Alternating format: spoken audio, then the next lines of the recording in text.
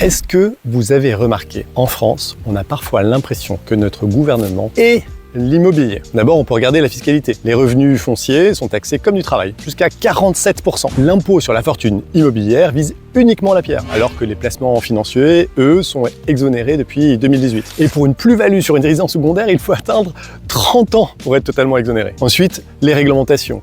L'encadrement des loyers, les diagnostics énergétiques, l'interdiction de louer des passoires thermiques, tout ça sans aucun accompagnement sérieux financier.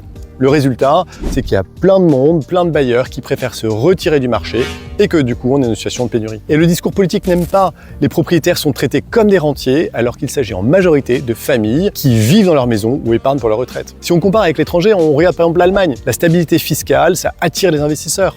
Aux États-Unis, on peut déduire les intérêts d'emprunt immobilier des impôts, ce qui encourage l'accession à la propriété. Le résultat chez nous, c'est des ventes qui se sont effondrées de 30% en 2023, un recul de la construction neuve et des loyers qui montent à cause d'un manque d'offres. Donc en réalité, au lieu d'être un moteur de prospérité, l'immobilier est traité comme un problème. Et vous, qu'est-ce que vous en pensez? Est-ce que vous pensez que c'est une idéologie ou une erreur de politique de lutter contre l'immobilier?